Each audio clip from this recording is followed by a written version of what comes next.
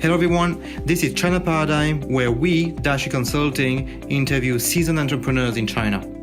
Hi everyone, I'm Matthieu David, the founder of Daxue Consulting and its podcast, China Paradigm. Today I'm with Dmitry Shklyar. Do I pronounce well? Yes, correctly. Okay. Good. We met a few years ago or 2.5 ago for a solution you have implemented in China, and one of my clients was interested in understanding better your solution. So that's the reason why we met. And when I looked at your LinkedIn profile, I found out actually I didn't know that you had been in contact with China for so long. You had the relationship with Li-Ning in 2007, 2009, which was back when Li-Ning was becoming more international and during the Olympic Games in China. So it was big time for sports brand. So you have been what we say a China veteran. You have been in the Chinese market for a long time, more than 12 years now. You have observed the Chinese market, the relationship between China and the rest of the world, especially I feel by your LinkedIn profile, what we talked about in preparation that Sophia made on paper, a lot with Russia as well, between Russia, China, and also Israel as far as I understand. So you are currently managing Eastidea, as we can see as a logo behind you, and you are representing different companies, including Screamo and Hard Reality. As far as I understood, Eastidea is representing those companies, and generally speaking, is representing tech companies in China, developing the market, developing partnerships, and tech companies, especially in VR, AI, and also for Screamo, out of door advertising, O2O, offline to online, online to offline. I never know which one it is, if it's offline to online or online to offline. So yes. First question is what I said correct? Yes, 100% of what you said is correct. It's true. The first time that I started to work with China, it was, I think, around 2006. And that time I still was a student at university, but I got the chance to work for an Olympic committee, different federations in Russia at that time, when I was studying my Chinese degree and Chinese economic degree in Moscow State University. And I think it was my first approach to China when actually I reached the leading company. For that time, I was dealing, of course, with the sportswear. I like the fashion, I like sports. I'm still doing sports, a lot of things, a lot of activities as well. In Shanghai, we do play volleyball in Shanghai Tournament League and etc. We have a team as well. Actually, we had right now we're gathering again, and we like sports too much, very much. And it was the first approach to China when actually Li-Ning was the first stage. When we started from the product. I mean, I started from the product, from the fashion, and working for the people who was introducing the interest of the Olympic Committee. We actually started our first journey in China with the Li-Ning company. It was really tough. It was really long-term relations with them. I think we done with them around maybe like 3 years. And that time for Chinese sportswear brands to take them outside of China, it was kind of step which not a lot of people understood why we are doing that, but we saw a lot of potential in the product. Even if we're taking 12 years, 13 years back to the topic, that time the quality already was really satisfying. The design and everything was good. I mean, not as good as maybe most famous brands. People can, you can count them by fingers. But we found out that the Li-Ning has a really great potential. It was a great collection made with Shaquille O'Neal and so on. Well, I don't want to do like too much advertising for the brand yet, but this was the first step. And I mean, after maybe I had several years of didn't coming back to China in the personal reasons. I was studying, developing myself in terms of sales, commercials, learning about a lot of how to do e-marketing and many other things. And then in end of the 2013, I actually back to China while raising some investment funds and starting to do the new business here in China related as well, first of all, to retail. And this was my second step here in China, where I actually opened retail stores here in Shanghai. It was related to the high-end fashion. And during my operational, during my time when I was acting as a CEO of this company, I realized that the retailers are actually facing with a lot of difficulties of how to increase the footfall of the customers inside the stores. I mean, you can do a lot of digital marketing, a lot of WeChat activities, Weibo, and other channels which you think it might be appropriate for your business. But when you start the business in China, especially in the retail, and just going not on a big scale, like opening a few chain stores network, and etc., those channels becomes to be really heavy in terms of how to get the leads. The cost of the leads is super high. And then we realized that in order to focus on how to do the online digital marketing for China, which is actually a huge role, then you have to understand how to deal with all those channels, how to create this multi-channel networks and etc., and to see to this when and you have your own burn rate, and you understand that, okay, now you have this limited amount of money, you have to hire people, you have to find a place to import, to do a lot of things around, and you investors are sitting here telling you, look, you have 3 months to get the break-even point with our solutions. So you start to think absolutely different, and you say, okay, instead of interacting online, let's start to interact with the customers on site. And that time, I figured out for myself that all the interactive things related to indoor digital signage and for the technologies for the indoor digital signage might be the appropriate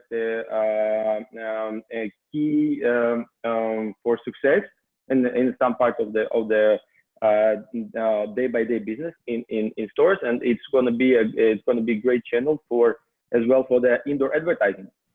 And started from this point, actually start to dig more and more deeper into the subject where technologies can really change the future of retail and future of advertising. Because so far, this is my personal point of view. I mean, some people can accept it. Somebody say, okay, it's not true. But for me, content is always the king. It doesn't matter what kind of technologies we will do or the companies will do. The importance of how the brands interact with the customers is really important. What do we offer? And how we will follow up with the results that we are getting through the advertising and interactivity in the stores. So usually a lot of what we see daily is going to be like either the static nice picture with a lot of call to action messages, come and scan the QR code, you will get something and blah, blah, blah, or you have a fancy ladies dancing on the beach and that's okay, this is your collection. Well, it's do eye attractive things, but it's not something that just will help you to follow up with the results. And at this point, actually, one of my good friends from the high school, Adil Zimmerman, the founder of Screamo, actually we always was in touch with him. So we realized there is a big potential market here in China in terms of doing the call to action interactive solutions between screens and mobile inside the stores. And the first step that we took, actually, this what has brought us to China with this product. It was Barcelona World Mobile Congress, where we did a nice presentation of the product. And the CNN writer, I forgot his name, very famous guy. He did some overview about the product that we are doing. Immediately after 2 days, we got a phone call from the people from Ping An Bank who was interested in to implement those solutions in China. So it was a lot of a big chain of different things which happened.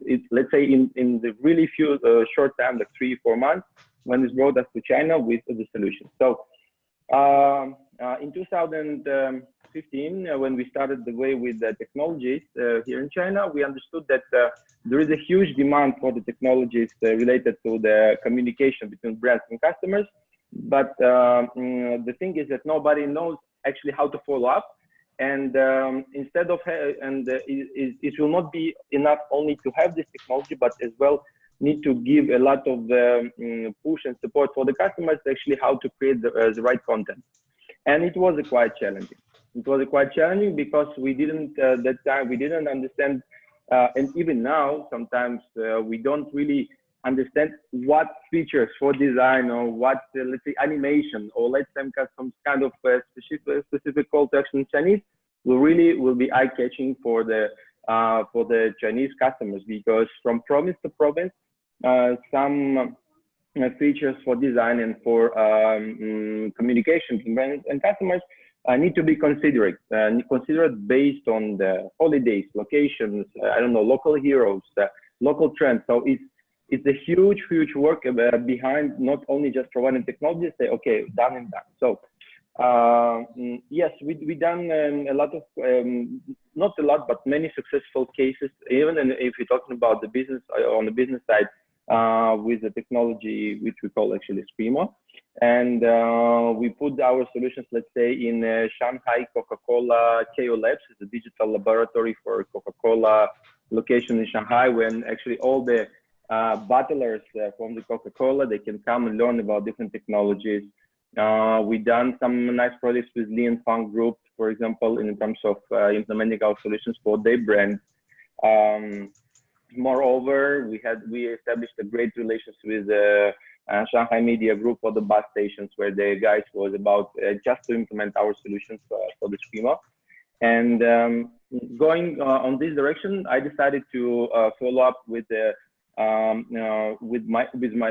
to establish my own company by name is Eastidea Integrated Solutions, where at the beginning the first focus was actually on taking to be like kind of a business let's say business integrator for technologies to the software developers companies from overseas who wants to reach the Chinese market, but they want to do this on a way a bit different than just going for some incubation period or looking for the VCs on the Chinese market, because we find out after meeting a lot of investors, VCs, angels, private investors, or even the big brands, actually what everyone is looking for, and this is like for our experience, this is where we see the results are mostly, let's say, hitting the target, that first of all, the companies who wants to, I mean, especially the startup, let's say early and middle stage, this is the only focus where we are working with those companies, trying to reach the Chinese market. They start to face with a lot of difficulties, starting from the relocation of the, let's say, the core people of the company to develop the Chinese market or the product for the Chinese market, and it becomes to be very cost effective and let's say time consuming, and 3 months definitely is not enough for a startup companies to do let's say the breakthrough and to get the right position in the Chinese market in terms of technology. So what we actually what is our approach? And for today, if we, after doing some research and understanding the market needs and understanding the technology for the companies, if there is a great match between the customers and our partners pipeline, which we have in China, if we see this product might be let's say will have a positive result within a very short of time, we can get into the paid pilots and to sign with the customers on the long-term relations contract on the services and on providing technologies. Then we will start to bring those companies into the Chinese market. What kind of contract do you sign with those companies? Do you sign a contract with you have an exclusivity on the Chinese market and you produce them exclusively, and then you sell for them and you invoice with your own company for them, or you have sentencing clients, or it's a retainer? How do you work with them? What's the typical contract? Okay, so the typical business approach is simple. We say for the customers like, okay guys, we found your product is interesting for the market. We know what to do with your product. Basically, we'll focus on the, let's say, on major industries like indoor, outdoor media and retail, let's say, and all the interactive things for the indoor businesses, even for the banks, for the smart tech museums, retailers, and etc. So if we see those technologies are really have a scalable mode, we really can scale it easy. It's easy to deploy, and there is a demand for this. We say for the guys, okay, guys, you don't have to relocate your team to China. Actually, Eastidea becomes to be your extension team in China with our team on board. Usually, we can dedicate up to 3 to 4 people to the company needs. And the company, actually, the startup is pay us under the monthly basis, following the, let's say, monthly payment for the services which we provide them as a bundle. Is it considered to be a marketing, a legal part, sales, what is important? And we say like this, okay, for the first year, following our relations, we start to generate the revenues for your business. And these revenues is actually will come to our company in China. After we evaluate all the KPIs which was done, you can take a decision and say, okay, guys, from the next year, I would like to take maybe your team to my company because they already know my product and so on. So actually, either we can actually to move those people that we are hiring or that we have on the team to work for this company directly. If the company is taking the decision to move to China, and we will have them to register the company, to set up all the necessary things. Or they say, okay, guys, we see that everything works perfect. Now let's move to the model of, let's say, affiliated partnership or the revenue share model or something like that. You continue to sell on your side our product. We just provide you the support, the product itself, and that's it. And then we are developing the market together. So we don't take equity because I think in our business model, we don't consider to take any equities. We're just doing business to business. We say, okay, we help you to get into the market.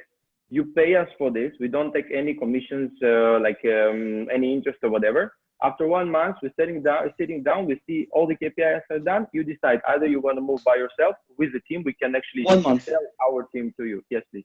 Mm-hmm. After 1 month. No, after 1 year. After 1 year. Oh, 1 year. After 1 year. Yeah. 1 year. Yeah. It's for some companies 1, and for some companies 1.5. So this was actually the idea. This is where we started to develop the company, which is the name is Eastidea.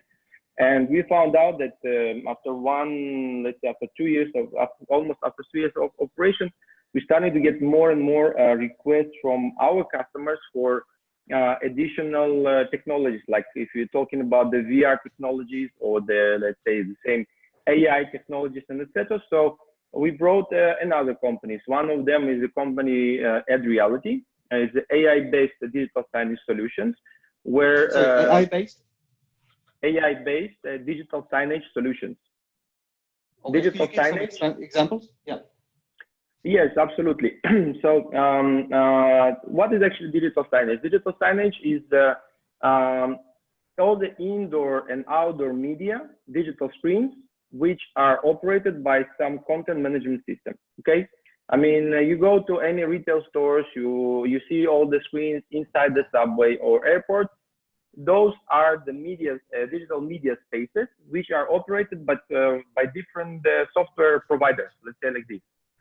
So some of them are just doing the simple job when you can just upload some content like video or static pictures onto the platform, let's say like this content management platform. And that's it. So what they do, people like this earning money, right? It's a business. So you own your own media, digital media spaces, and you have your sales team. You say, okay, we have different locations, let's say in Shanghai. This is the price for time looping and so on. So let's do the money. We found out that these solutions are really, let's say, I'm trying to find a good word. I don't like the word opportunity. I like the word call to action and just do it. So here in our case, the digital signage becoming to be a great platform where we can collect a lot of data about the consumer's behavior. So inside the stores, on the streets, let's say subways, and the marketeers who are placing their content on the screens, they would like to understand, especially for the retail business, what people are really like, how do they like the content which they see on the screen, how this advertising really influence on their, let's say, choices inside the store. And they want to understand as well, the media companies, they want to understand how many people saw this advertising and what was the conversion rate. Let's say somebody clicked on the screen, or I don't know, was redirected to the seeing the advertising. He was just coming and checking something, or let's say for their online store. So actually, we converted the screen, just a regular screen on the street. Is, let's say, you have all of us right now. We are using the mobile phones, right?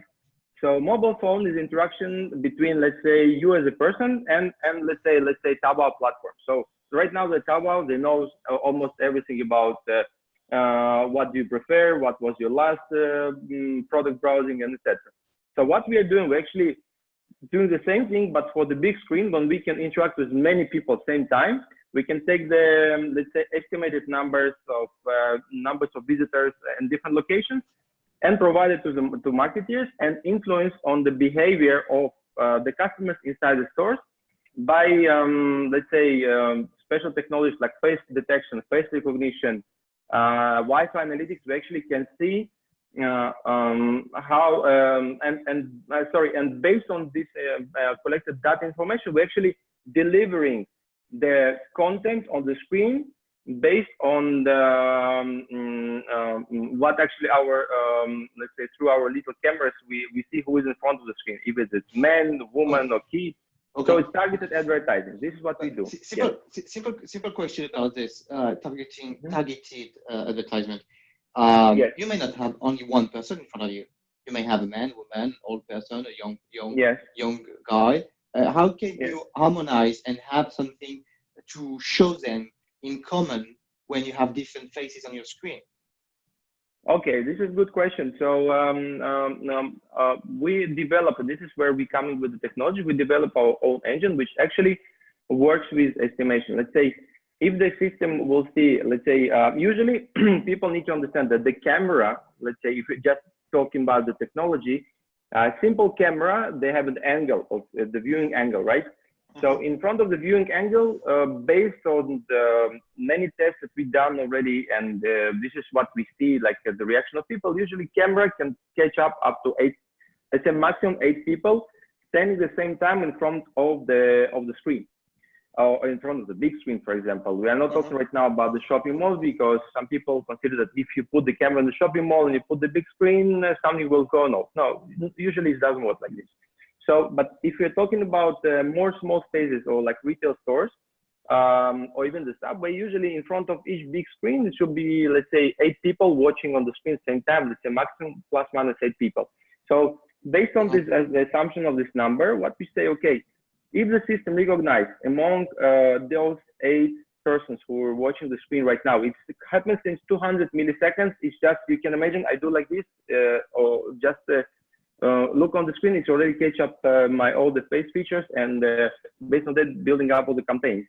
So within the 8 persons who are standing in front of the screen, what the system will recognize, and we will set up a rule with the marketeers for this advertising. We said, okay, if among 8 people, 5 of them will be male, then we will deliver the content for the male. And if among those 8, let's say 5 ladies, 3 of them will be under the age of 30, we will deliver the content which we will specify as the content for the young generation. And if there will be older generation, we will deliver content for the elder generation. So it works. This is where we call it like this computer vision and a lot of algorithms behind.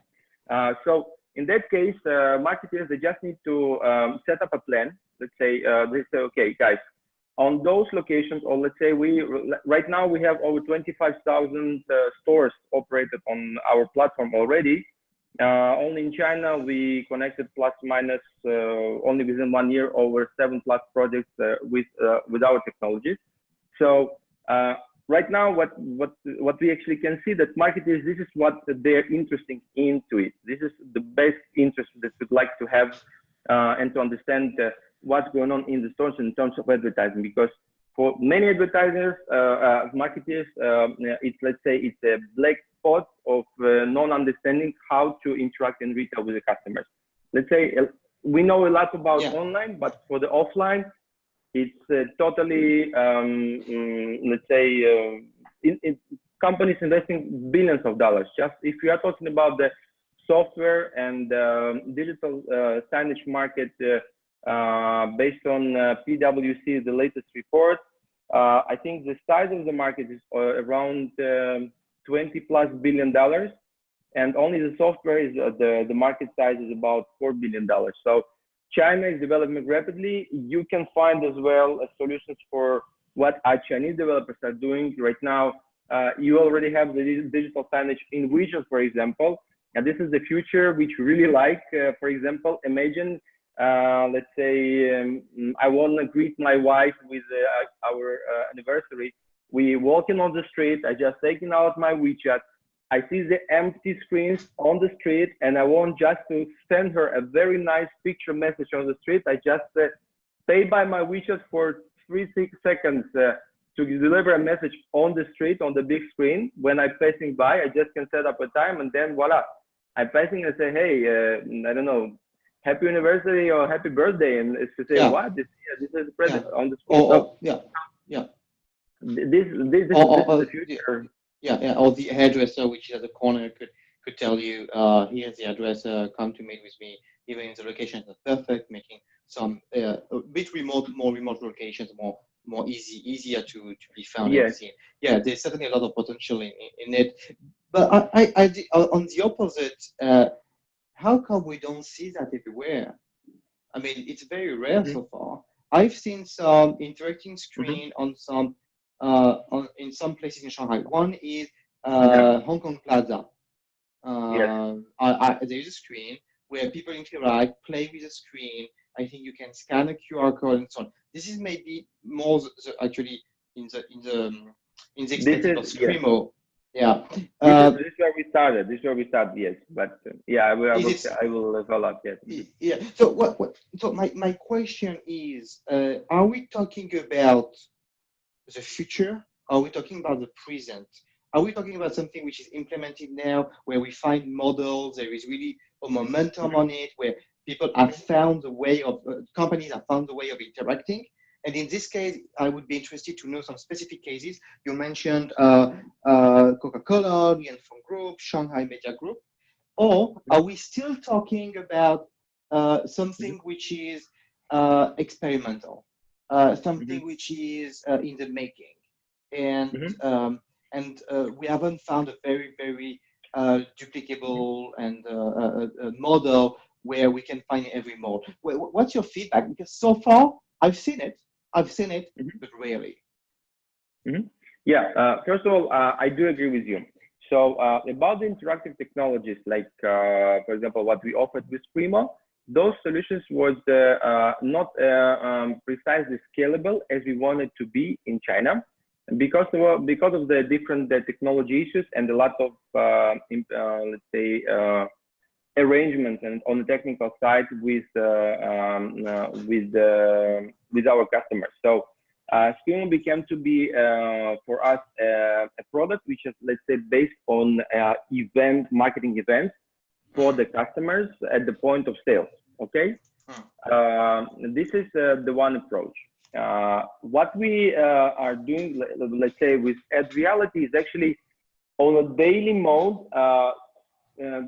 System operates the screen, okay, and the usual visitor, or let's say the shopper, when he goes inside the mall, he will never understand, and this is the very good thing here. He will never understand that somebody is trying to push him hardly some irrelevant content on the screen. He will just see the screen and he will understand that this is something might be interesting to him. But marketers, they know it. They know it that for this potential audience, we have to push this content. You won't see any big cameras watching at you and say, hey, stay for a while, look on the screen, tell us what you're interested in. It's a generic. It's a generic. It's always will be like this, and it happens on the backstage on the software. So even now, for some locations, if we're talking about maybe, I know that, for example, let's say JCDecaux or the other big players, they're actually seeking for this kind of technologies. They're investing a lot of research, time, and money. Why? Because it's a better way to monetize the advertising and all the digital content. And this is why all these technologies for the face detection, face recognition, right now, it even becomes more important when the customers want to pay by impressions, let's say, not by how many loops you play the content, but how many people saw the advertising, saw the content on the screens. And those technologies becomes more and more relevant, especially targeted advertising. So there is what you will see everywhere right now, mostly 80% it should be direct advertising. Okay, when people just buy the space, or marketers, and the head of digital, they will install the screens inside the store and say, okay, we have a marketing plan to broadcast different brands, I don't know, visuals like video clips or something related to the sales activities, and that's it, done. But more and more companies, especially in the cosmetics industry, for them is much more interesting, and this is where they have a really great success so far, when they are pushing the targeted advertising on the screens. Because in the multi-brand stores, especially like Sephora or other substitutes or with different names, for them this is very important, because they have a, please. Is it what you talk programmatic advertising? It's what we exactly. name programmatic. So Okay. It's a part of the programmatic advertising, exactly. Okay. But there is a slight difference, yes, for different industries, yes. For those who are listening to us and don't know what programmatic advertising is when you display an advertisement which is adapted to the audience which is around it. It could be actually online, could be offline, but what is pretty new is that now it's also out of door, and so also in some way offline, even if it's always plenty to absolutely to be you're absolutely right. I happy that you are you know this let's say definition, because in some cases, not in some cases, but this is where actually programmatic advertising will take the future.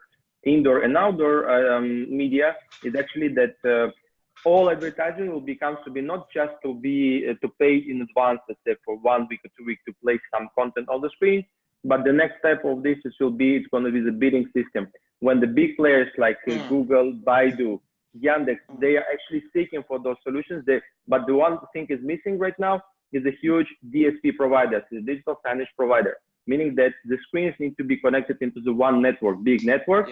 When all the screens in the online deliver to you all the necessary data to Baidu, to Yandex, to Google, when they actually start to sell the screens advertising for the big players through online. And this is what we actually are setting up right now with, we're talking about the big companies here right now, not including the screen manufacturers and including the big corporates who are in this business, like media companies, not only in China mainland, as well in Hong Kong. And sooner or later we'll hit the market with those technologies. But definitely, like you, me, and all our friends who are not in this industry, they will see, oh, the advertising becomes to be smarter. They really understand, for example, what I was looking for. I don't know, I was sitting during the night and JD looking for some nice, digital, new mobile phone. Suddenly I'm passing by the same for, store for Samsung or for other brands. And suddenly I see this model that I was searching later on the phone. So it becomes to be like this. And what is important to highlight here, I think this is where we come for the next question. We do not do any personalization, and we do not collect any personal data. So we are really focusing on GDPR standards when we do not provide any personal data information. This is what's important to understand. So we see that it's not mainstream. So those screens are not mainstream. You don't see everywhere. Would you have some cases that have been successful in terms of marketing? Not necessarily the case from Screamo or Ad Reality, but the case where O2O interaction with the screen has been successful. And I understand from a business perspective, what you increase by those screen is the engagement. Is how much time they spend engaging with the screen, so they can engage more, remember better, and spend more time in front of the screen. We have seen some trials with WeChat, using WeChat, the shake, you know, the shake from WeChat. It's back to the future, mate. It's already 5 years ago. I mean, if yeah, somebody's doing that, QR code. So tell us more. Yeah, absolutely. So first of all, about the cases. Yes, we do have the cases. First of all, right now in China as well, we have big cases in terms of the project that we are involved in. One of these projects is related. You will be surprised, but not too much to the retail side, but it's related to the agri-tech technologies. Okay, so right now we, together with the Israeli and Chinese partner, big company. I'm not allowed to say the name so far because we are under the NDA. But actually, we right now, this year, we are finishing to build up a huge agri-tech innovation town. Okay, it's going to be a huge location, China, Israel, when the people, it's going to be a touristic place when the people can come with their families, enjoy the nature, enjoy the greenhouses, and to learn and understand how the nature works in a new technology environment with all the soilless greenhouses, how the crops are developing, and so on. So this is where we do implement as well our digital signage solutions based on face detection and face recognition functions, when we actually can predict in advance which content we would like to show to different categories of the visitors inside those centers in the innovation town, is number one. And number two is that we've done already a successful, we are doing right now successful, not the pilot, is already running projects with the supermarkets. Right now, those supermarkets are not in China, let's say they're in Moscow. But the main idea of this product is that we actually helping brands to increase their sales, let's say the revenue within the time when they're using this programmatic, the AI-based technologies inside the stores, digital signage by almost 2.6% on in terms of sales. It's really huge number without putting too much investment in on the marketing side. And how does it work? Easily, when you have the cashier area where you're coming to pay the bill, and we're thinking, I mean, together with marketers for the supermarkets, what mostly people would like to purchase at the gateway, let's say, from the store. Usually it's going to be either they forgot to buy some tea, because people in Russia like to drink black tea, for example, and nice cognac or whiskey under great discount sales. So what we will do, system when it recognize the lady, or let's say all these intimate accessories, you know, like all this, even some Gillette, some small accessories for daily use, let's say like this under great discount. What we will do actually, we will put a little screen in front of the, you know, the area when you put all the products on the trail, and the lady is taking and scanning the QR code. There's a let's say 21-inch screen with camera, which actually, when it's recognized who as the visitor is going to pay right now at the same time in the same area, the system by itself will offer him a greater offer with the message. Hello, you was passing by our special offer, let's say on the shelf number 55, for example, but you miss it. You have a last chance, let's say, to get one bottle, get one for free right now, if you do it right now. And then you see start the counter, like, I don't know, like 15 seconds, take decision, yes. Then you click, then somebody will bring you this special offer. So you said that it's not very costly. So sorry to interrupt, but there's something I don't want to miss. You said it's not very costly, and it's increasing by 2.6%. Could you tell us about the cost of your solution? If I'm running a coffee shop, I have like 4 or 5 coffee shops in Shanghai, and I interviewed an entrepreneur who have 5 coffee shops. So can I go back to her and tell her there is a solution where you can retain more your clients, you can retarget them, and so on. And what amount do we talk about in terms of investment to implement your solution? Min-max. Okay. I know it depends, but. Yeah, I mean, it's yeah, this is a good thing that you have to tell the numbers to the people. They have to understand it, right? I mean, otherwise it's fiction. I will tell you exactly. The main cost here is will be just to buy the screen. It's a normal screen? This one is a normal. I mean, you can make this. You can convert the normal screen to the touch screen. The screens today, it's like it's like a toy. You can do with them whatever you want, but not the TV, not the TV screen. Not the screen that you put at home, because those screens are not usually appropriate for the indoor activities when you need to run them. Let's say 12/7, 24 hours usually rarely in use, but let's say 12/7, and the screen is usually I mean, let's say the assumption is the screen you can buy within the $1,000. Okay. I will talk numbers in US dollars. I will not talk RMB. Maybe it's easy to understand. Then these screens have to be supported either by the Android box or the Windows. Depends on the complexity of the content that people want to put on the screens.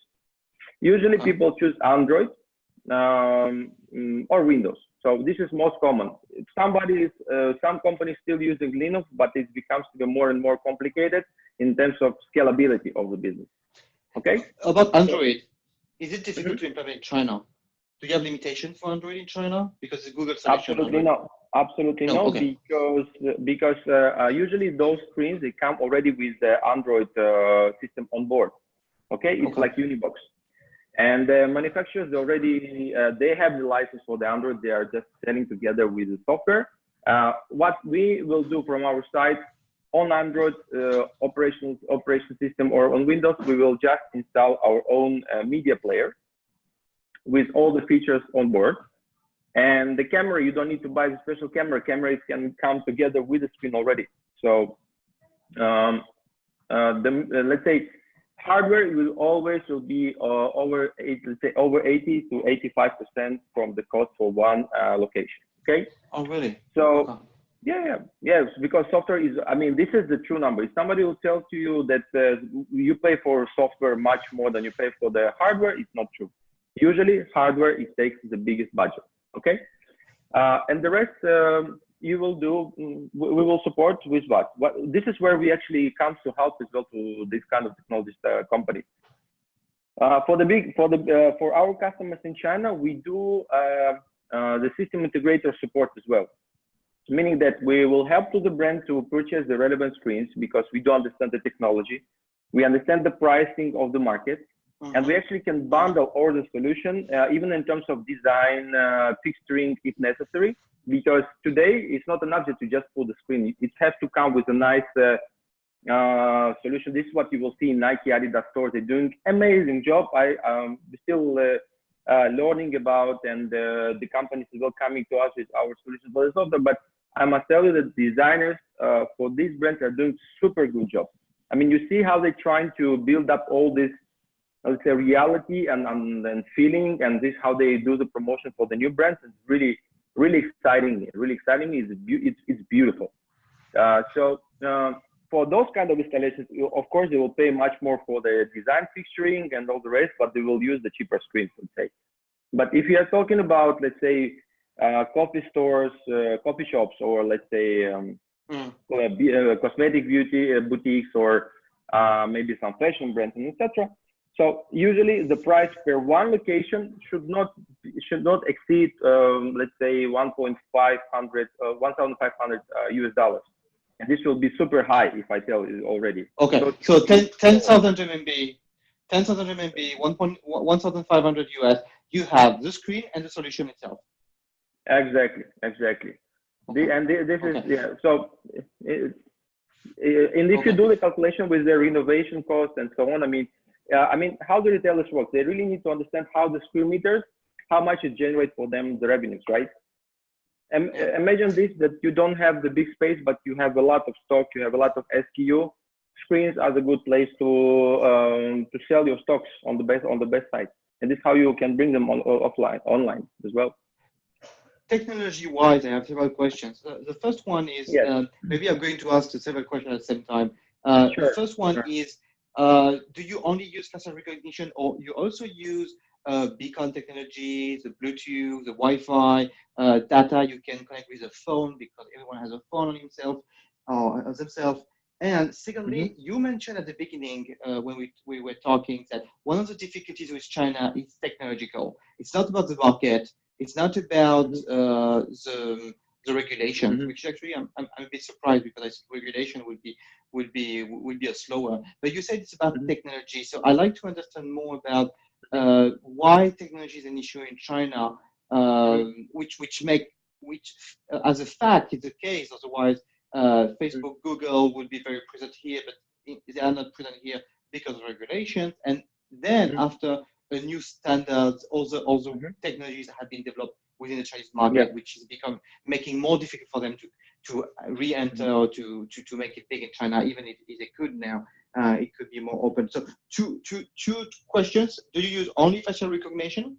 And I'm talking about Ad Reality mainly, I guess, but also for Screamo. And secondly, what are the technological slowers with China? You mentioned this as a main barrier to the Chinese market. Sure. So let me recap for the first question. For the first question. So face recognition is not the only trigger that we are embedding on our Ad Reality core engine solutions. It's number one. We do work with Wi-Fi snippers, for example, in terms of do the MAC address collection and so on, in order to provide this information to marketeers. We do that. We do because the software. I mean, the Ad Reality, the content management system. We can connect any kind of devices, including the mobile phones, tablets, screens, even the sound system in a store, into the one platform. And using the face recognition, Wi-Fi, beacon technology, we actually can make even the sound in the stores, the music, because it's a cloud platform.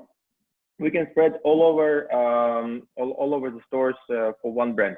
And this is what we're doing right now in China. We work with the great guys from the Box Music. We do with them our relations already for 2 years. They're selling the music licensed content. I will do for them with the advertising. Yep. Sorry, may I interrupt? So you say that you can display the music depending on who is in the shop, depending on which kind of phone on the shop, and so on. But what kind of data do you get from the phone? Do you get the data of Spotify, of music, of Apple Music, of what I'm listening to? So you adapt the music. So could you be? I'm not guessing you, I guess. Yeah. Sure. Because it is a huge subject.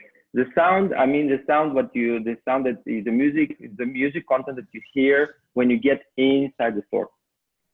This sound is broadcasted from somewhere. Some people can use a discount key, that USB, to put inside. Somebody's connecting. This is what we know, but it happens everywhere. Everywhere in the world, people are trying to save the money on the licensed music content, and they're trying to stream it from, I don't know, like QQ Music or whatever, but is not allowed when you do the B2B. You have to provide the licensed content music. And this is where those guys, our partners, the Box Music, they are providing the licensed content music. They upload it to our platform.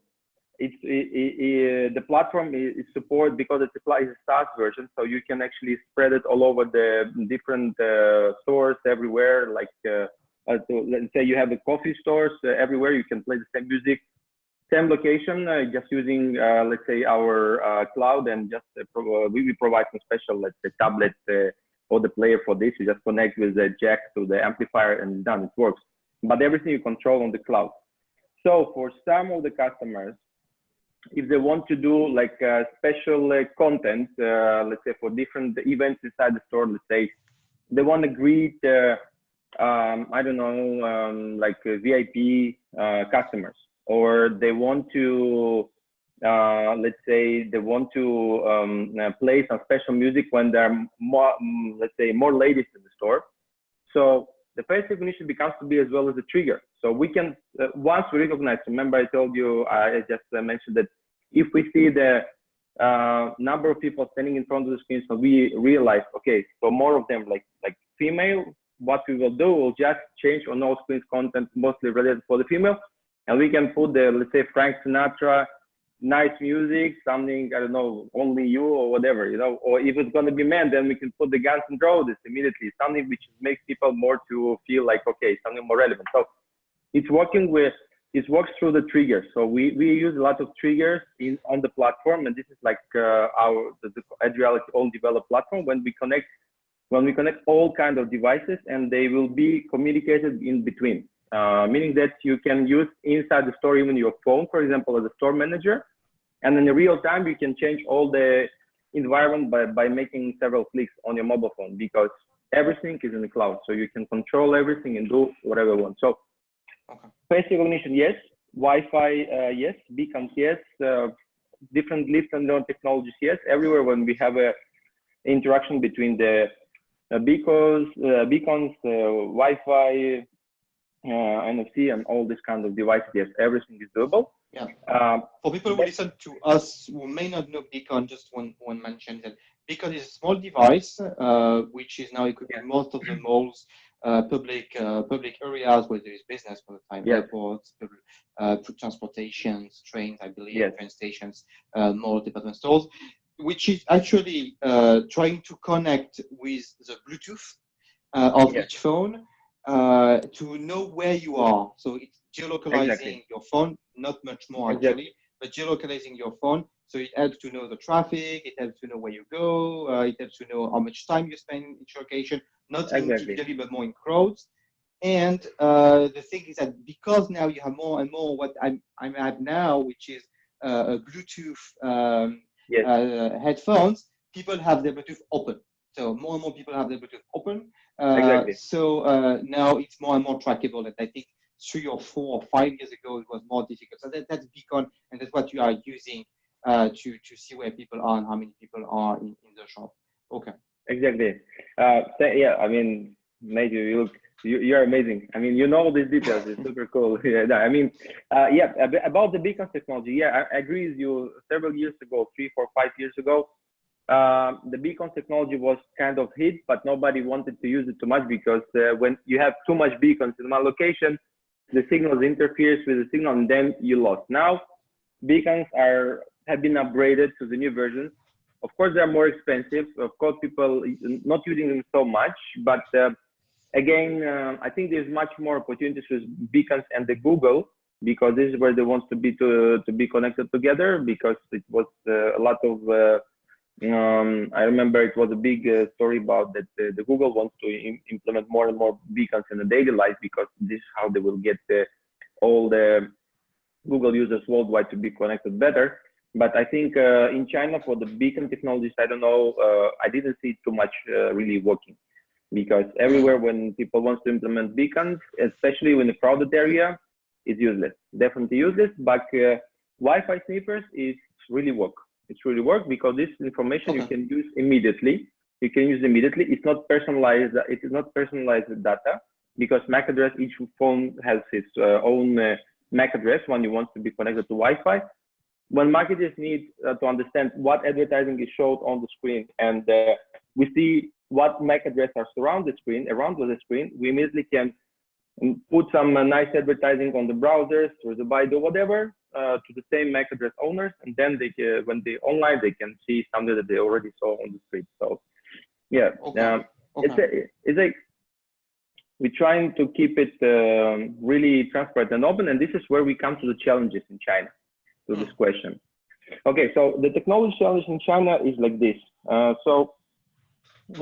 You know, there is a saying, I don't know if this saying is acceptable by all the people, but if we're talking about, you know, everybody knows Alibaba. Yeah, everybody says, okay, Alibaba.com, you go there, or AliExpress, you will find everything what they need, and so on. Yeah, it's true. Amazing platforms, big variety of different products, but there is a very important thing to understand. Those guys are doing business, right? When you do business, it's business, meaning that the product, the package should be will look very nice and perfect, but when it comes to the technology, and especially to the hardware, and if the customers really don't getting into the details about what chip to use and what is the motherboard here and what is I don't know, SSD provider and so on, usually the manufacturers are trying to to make the production cost cheaper and to sell the end product on the higher price. So if the customer is not really care about all the internal parts, he will get what he will get. But if you need it for the professional use, because this is standard that you don't want to drop them down, you have to negotiate with all those manufacturers or the ODM providers, or as well the factories, exactly your needs, and you have to test it. It's not like you buy something and you just implement. So this is where the software needs to meet. So this is where the hardware has to meet the software needs, and this is where in China we are trying to, for all our customers, existing customers, and the future customers, we are doing the perfect match. We check everything before something will be shipped or installed or within the stores.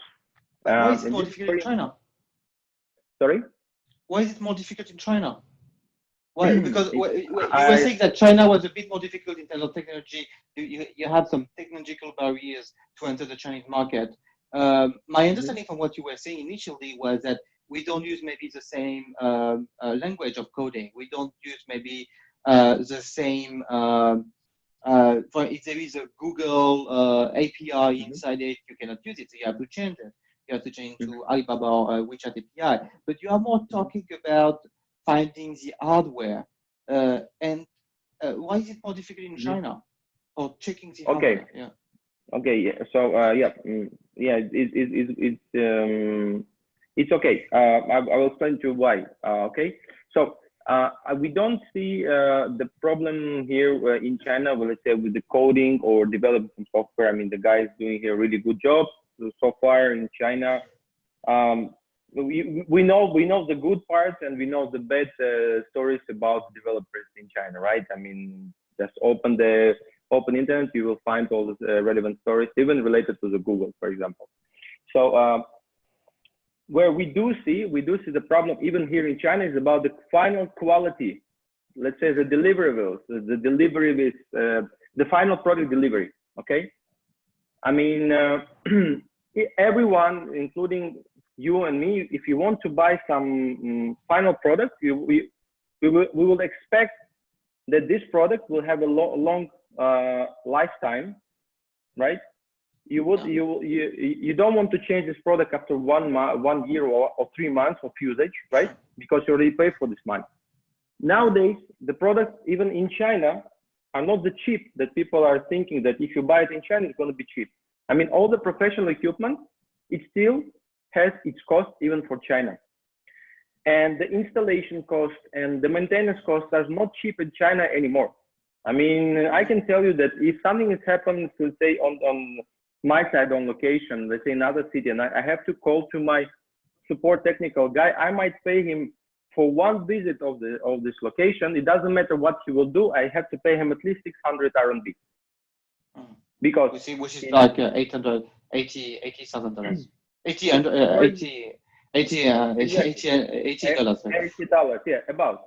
So think about that okay, technology, software, no problem, everything runs, but then you have to combine everything with hardware. Because I'm coming from this industry, we have to combine software and hardware all the time together. And then I guarantee you, doesn't matter how good product you will buy, 3-4 months, something happens with this product. Even this is professional equipment. So this is where I'm trying to say. In the terms of when we meet technology with the software, I mean, on my side, technology is the hardware, technology is software as well. When we meet them together, we have to specify and we have to high standards the quality of the delivery. I mean, what people will get at the end. And this is, in China, we are, let's say, dealing and so far winning this competition in terms of chabuduo. If you know this saying chabuduo, this is in China everywhere. So forget about these fancy events when everybody talks about the technologies and so on. Look at the deliveries. Deliveries are always the best phase of your product in China. So this is where we are coming into the picture, and we're trying to satisfy, not trying actually, we're satisfying our customers. This is our business, so we earn our money, satisfying our customer with the delivery. I see. And this is very important. Okay. Okay. Now so more than in other countries. How we say chabudo in English? Let's say more or less. So yeah, something like that. Yeah, more or less. Yeah. So chabudo in literal translation would be not too wrong, not too bad, not too wrong. Yeah. I mean, in this case, where even the Chinese, so this is where right now we start to have much more, let's say, not only international customers, but as local customers, because they understand when we talk to them, we make them feel and they know that the chabudo version is not going to work with us. Because if all the time, because right now, because you know all this politically and economically, people even in China they're trying all the time. I mean, this is one of the motion of economy in China. If they do very good product, meaning that it will never be fixed or changed within 3 years, then what to do with the factory? So they have to all the time to change every year the product. Yeah. And this is where the difference of mentality is coming from. And yeah. So you don't see difficulties with something like regulations, different types of developing software. So this is not a big difficulty for you. It doesn't seem to be a big barrier. It's more about the hardware. I think on our side is like this. In order to avoid any difficulties with regulations in terms of the software developers, this is what we say, guys. Register the company in China, follow the rules and specifications under the business license, what you're allowed to do and what you're not allowed to do. Okay? Find a good, if there is something which is with the company related to the, I don't know, personal data, working and so on. So it starts from the industry where you, where the customers want to get into the Chinese market. But if you come, register the company here, learn the regulations, what you have to do, provide all the relevant information, and you are done. But of course, with all the respect, with the Chinese regulations and with the brands which are coming from outside of China, they want to do business in China and they don't want to obey to the local rules, it's going to be troublesome. So definitely need to understand if you not if let's say the company solution will not interfere with the local regulations. Usually, so far I didn't meet any of these kind of cases when the customers say, okay, we come to China to do the business, but I'm not allowed to do here because of many issues. Well, it's a bureaucracy, but bureaucracy is the instrument of controlling the whole country with 1.3 billion people.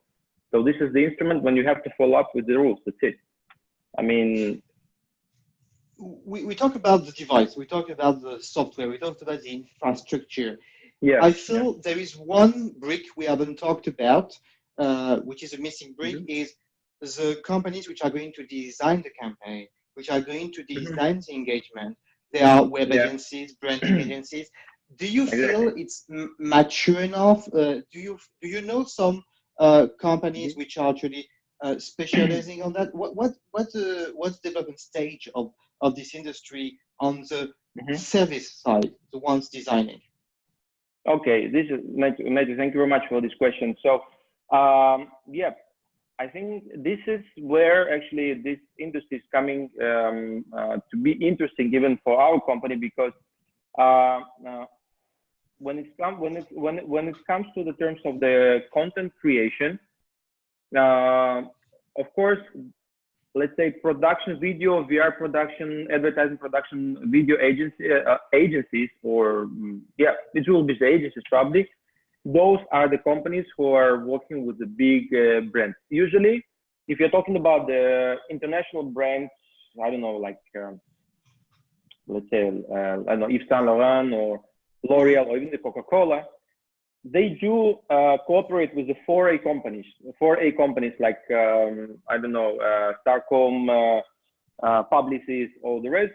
Those guys are taking care about all the events, activities, the content development, and so on, and then they're spreading all the budgets for the different for the right locations and delivering the right results. But more and more companies, and those companies actually becoming to be partners as well to the DSO providers or the companies who are providing those, providing the software or providing the screens. So the loop here is closing. So actually the brand itself either the brand itself provides the relevant content, because some of the big brands, they are not allowed to the third party to develop for them any kind of videos or whatever, because it's $1 billion business, right? Either the guy saying, okay, you are the professional, you may provide the screens, you know how it works, you know, we trust, many companies doing as well the outsourcing. So say, okay, in terms you know how the system operates, why shouldn't you recommend you a third-party agency from your side who will prepare for us, based on our provided media materials, special content, like gaming content, I don't know, visual content, etc. So yes, absolutely. So we becomes to be as well kind of, connecting different companies under the one project. So it becomes to be a GC actually, JC, general contractor, because company wants to see the final deliveries of the full end solution. It's complicated. It's not an easy business. Many people might ask, okay, why the business is so difficult? But I don't, when you like what you do and the people understand you have professionals for each part of this, let's say, chain, it's not difficult at all, because all the brands are actually working like this. And this is their motto, actually. This is how they are creating right now the experiences for the retail spaces, for the digital museums, even subways, airports, everywhere is a huge industry of itself. So this is where we come as well with the VR solutions and with the AR. Yeah. I see. We're coming to an end. Already 1 hour. Thank you very much for your time, Dmitry. Thank you, Matthieu. Thanks. Very instructive. Congrats for what you do. I think it's very, very important for tech companies to have someone in China, because opportunities go fast. Market is changing very fast. China is very different from the rest of the world. It's its own ecosystem, and really need some people to represent them and to work with them. Thank you very much, Dmitry. By the way, Dmitry or Dimitri? Why do you don't have an I? I tell you, it's super funny. Actually, Dmitry is a Greek name. It comes from the ancient Greek. So when you spell the name, because like I was born in the USSR, then I moved to Israel, so I have like long story. So usually when you say the word, the name in Russian, it looks like Dmitry. Yeah. So but when you write it, you just write DM. Why? Because D is already like this. Yeah. So this is why when you read it in English, it's Dmitry, because this is like alphabetic correct name. So yeah. Sorry for that. Okay, I can say Dmitry then. Okay. Yeah, Dmitry. Thank you very much. Matthieu, thank you very much. Welcome to have come to our office when you have time, or maybe I will drop you with pleasure. Okay, thank you. Have a great day. Bye. Thank you. Bye-bye. Thank you, everyone. Thank you. Bye-bye.